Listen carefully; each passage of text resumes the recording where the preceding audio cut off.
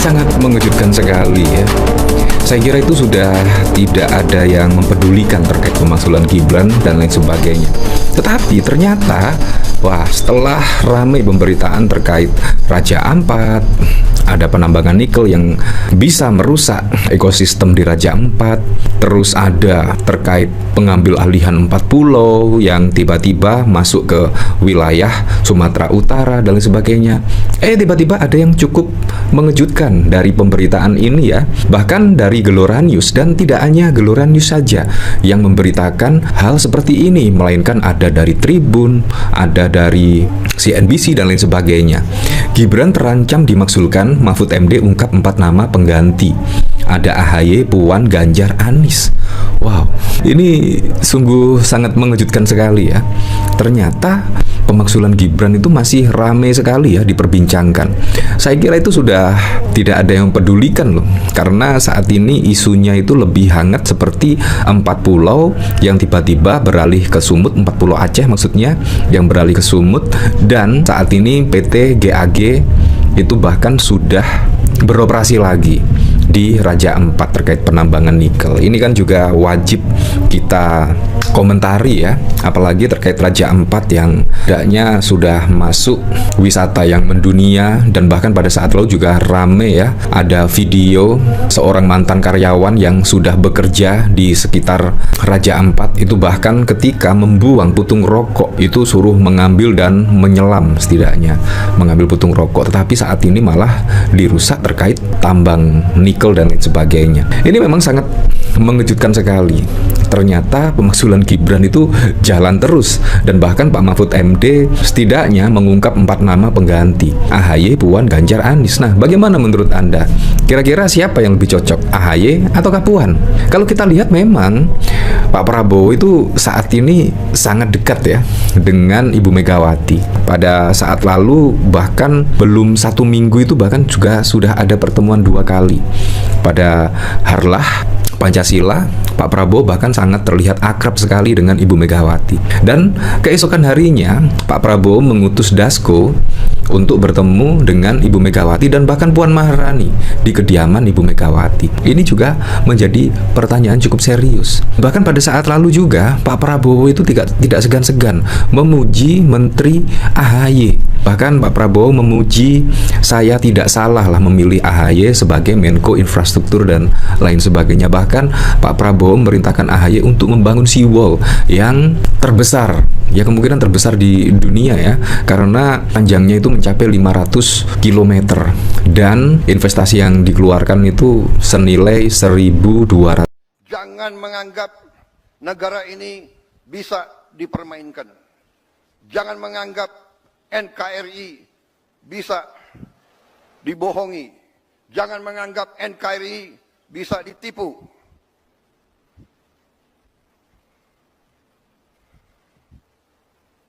Untuk kesekian kali lagi, di tempat yang bersejarah ini, atas nama rakyat Indonesia, saya memperingati semua unsur di semua lembaga, segera benah diri, segera bersihkan diri, karena negara akan bertindak. Negara kita kuat. Mereka-mereka yang tidak setia kepada negara akan kita singkirkan dengan tidak ragu-ragu, tanpa memandang bulu, tanpa melihat keluarga siapa, partai mana, suku mana yang tidak setia kepada negara, yang melanggar undang-undang, yang melanggar undang dasar, akan kita tindak. Saudara-saudara sekalian, jangan Pancasila menjadi mantra, jangan Pancasila jadi slogan.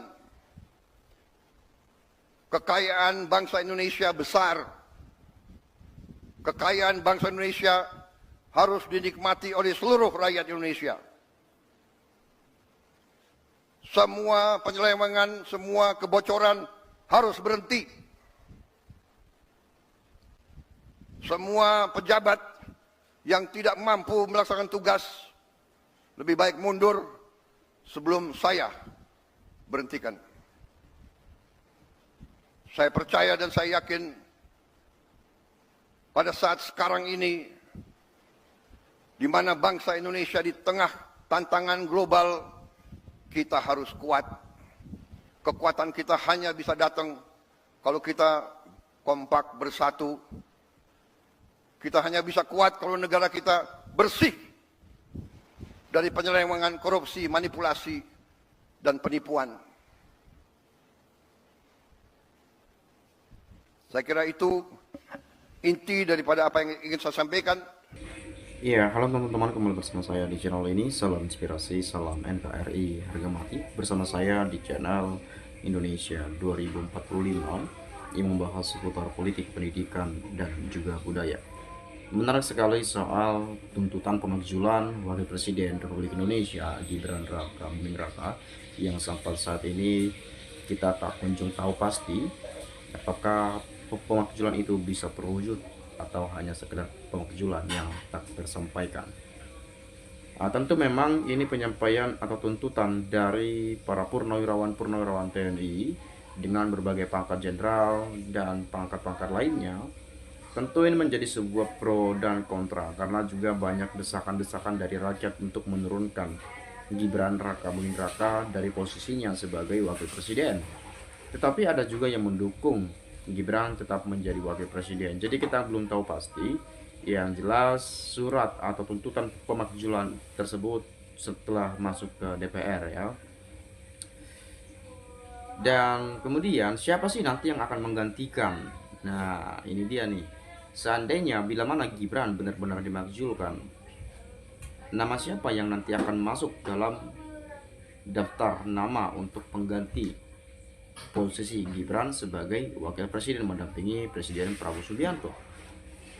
Tentu yang saya lihat banyak sekali nama-nama yang masuk dalam daftar. Ada Mbak Puan dari PD Perjuangan, ada AHY juga, ada Kang Deddy Mulyadi, dan bahkan ada yang menyebut Ganjar Pranowo ya. Dan di sini kalau kita melihat teman-teman, ya siapapun nanti itu adalah hak dari Pak Prabowo ya, setidaknya memilih dua nama untuk diajukan ke MPR. Nanti salah satu dari dua nama yang diajukan akan mendampingi Presiden Prabowo dalam masa jabatannya. Tetapi saya harus sampaikan di sini bahwa tuntutan pemakzulan ini bukanlah hal yang mudah. Memakzulkan Gibran bukanlah suatu hal yang gampang, bukan hal yang simple, bukan hal yang mudah. Ya. Ini pasti pasti melalui proses yang panjang sekali. Prosesnya pasti sangat rumit. Meskipun tidak gampang, meskipun tidak mudah, bukan berarti tidak mungkin, kan begitu kurang lebihnya ya. Jadi karena saya juga sudah banyak sebetulnya membahas ini di channel saya ya, mengupload hampir setiap hari saya upload video-video kepada teman-teman. Mungkin di sini saya tidak terlalu jauh ya, panjang lebar untuk membahas ke sana, karena saya meyakini dan percaya teman-teman, Bapak Ibu dan pemirsa juga telah mengetahui dan bahkan juga sudah mendengarkan kabar dan beritanya begitu ya. Nah, di sini saya coba lihat bagaimana sih sebetulnya penilaian dari teman-teman kita masyarakat Indonesia terkait tuntutan pemakzulan ini. Saya akan coba bacakan kepada kita bersama ya. Copot, bubarkan geng Solo. Rakyat yakin Bapak Prabowo lebih peduli rakyat Indonesia sejahtera. Saya sebagai kader PDIP hanya beri pandangan, biarkan AHY dampingi Prabowo dulu. Soal Mbak Puan biar sambil pantau ya perkembangan politik ini, juga biar tak ada dugaan yang tidak pada masalah Mulyono, biar bisa tuntas secepatnya. Indonesia negara besar, tapi wapresnya orang yang tidak cerdas dan tak berilmu. Sebaiknya wapres Gibran segera diganti saja demi menyelamatkan bangsa dan NKRI lebih cepat lebih baik. Nah, bukan tidak berilmu juga, tetapi kalau kita melihat memang pengalaman Gibran, kapasitas atau mungkin kompetensi yang dimiliki Gibran saat ini untuk menduduki jabatan sekelas RI 2 tentu bukanlah hal yang mudah ya. tentu harus banyak pengalaman-pengalaman yang mungkin juga sudah pernah dilakukan oleh Gibran.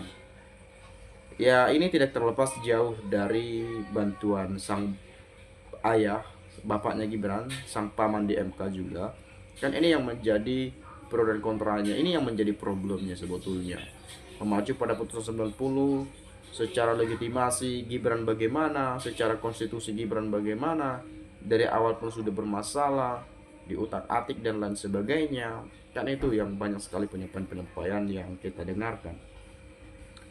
Tetapi memang dalam alasan tuntutan pemakzulan ini, kalau memacu pada putusan 90 tahun 2023 kemarin, tentu bukan harapan ini sangat kecil sekali untuk memakzulkan seorang Gibran. Karena bagaimanapun segala kontroversial, segala dugaan, segala yang mungkin diduga cawe-cawe, intervensi, ya, keperpihakan dan lain sebagainya, politisasi bansos, money politik dan lain seterusnya, itu sudah dikelirkan ya di sengketa pilpres di Mahkamah Konstitusi pada saat itu. Ya, itu sudah. Dan juga PT UN juga kan ada tuh yang melayangkan gugatan tuh ke PT UN. Ya. PT UN juga tidak menolak ya gugatan itu. Ya sah, udah sah, makanya dilantik sebagai wakil presiden dan Pak Prabowo sebagai presiden. Tetapi dalam hal ini kita harus fair bahwa sepanjang sejarah Indonesia kita juga sudah pernah menyaksikan atau presiden-presiden yang pernah menjabat di negeri ini udah ada beberapa yang diturunkan. Contoh-contoh, salah satunya Bung Karno sekalipun, beliau dulu juga dimakzulkan, digantikan Pak Harto. Pak Harto sampai 32 tahun lamanya menjabat sebagai presiden. Ya, beliau mundur dari jabatan sebagai presiden karena desakan dari rakyat Indonesia. Kemudian Pak Habibie, B.J. Habibie misalnya, yang laporan pertanggungjawabannya tidak diterima atau ditolak oleh MPR. Gus Dur misalnya, tahun 2000 lalu, ya, tahun 2000, beliau mundur juga, ya. Jadi sudah banyak contoh yang kita saksikan, kan begitu kurang lebihnya. Jadi apalagi sekelas Gibran. Tapi uniknya adalah beberapa yang dimakzulkan itu adalah presidennya, bukan wakilnya. Ini wakilnya yang diminta untuk dimakzulkan. Kenapa? Nah, ini yang menjadi tanda tanyanya, kan begitu. Tapi ada pikiran-pikiran lain yang saya kutip adalah mungkin ada kekhawatiran ketika misal seandainya Presiden Prabowo Subianto berhalangan tetap dan Sopati yang menggantikan adalah Gibran sebagai wakil presiden, itu secara prosedural seperti itu. Dan kalau sempat Gibran yang menggantikan dengan kemampuan, kapasitas dan kompetensi yang dimilikinya saat ini, yang memang pengalamannya juga kita sebutkan minim lah gitu ya, mau dibawa kemana bangsa ini? Mau dibawa kemana Indonesia? Dengan 280 jumlah penduduk, kan kurang lebih seperti itu ya.